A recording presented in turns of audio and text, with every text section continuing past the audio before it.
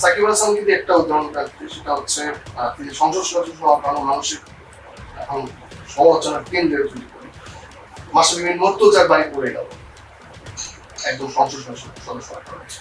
তারা দুজনেই একসঙ্গে ক্রিকেটার এবং একই সঙ্গে দুজন সংসদ সদস্য, রানিং ক্রিকেটার থাকা অবস্থায় সংসদ সদস্য হওয়াটা আসলে কি বোর্ড অ্যাপ্রুভ করতে পারে না, এবং এটা নিষিদ্ধ করা উচিত কিনা রাজনীতি করা? আমার মনে হয় এটা কনফ্লিক্ট অফ ইন্টারেস্ট, এবং সেই ইয়েতে এটা হওয়া উচিত না। একজন যে একটা দলে খেলছে, জাতীয় দলে খেলছে, সে যদি সংসদ সদস্য হয় বা সে যদি ওই টাইপের কোনো রোল নেয়, সেটা কনফ্লিক্ট করে। কিন্তু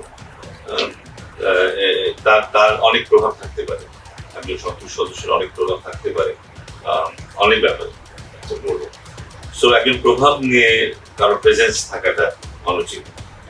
তো সেখানে যেহেতু কনফ্লিক্টের ব্যাপার আসে, সেহেতু এই জিনিসটা বোধহয় করা টেকনিক্যালি অনুচিত, এবং এটা একটা নিয়ম হতে পারে, বাট কনফ্লিক্ট অফ ইন্টারেস্ট যদি থাকে যে কোনো খেলোয়াড় এমন কোনো কাজ করতে পারবে না যেখানে কনফ্লিক্টের ব্যাপার আসে, এটা যদি থাকে কোনো ক্লজ খেলোয়াড়ের কোড অফ কন্ডাক্টে, সেটাই ওকে বাধা দেবে কিন্তু পলিটিক্স করতে কিংবা এমপি হতে, অন্য কোনো রোলে যেতে অটোমেটিক্যালি বাধা দেবে।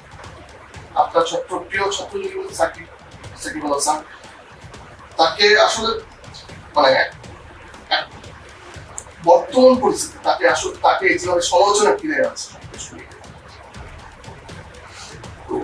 এই সমালোচনা ঘিরে আসলে উনি তাও খেলে যাচ্ছে। আপনার কি মনে হয় সাকিব আর কত দূর যেতে পারবে না এই সব কিছু নিয়ে, সবকিছু এত কিছু চাপ এখনো খেলতে পারবে, মানে এখনো যে অবস্থায় আছে খেলতে পারবে, বাট এখন যদি ভালো খেলতে পারে তাহলে খেলার সম্ভাবনা আছে।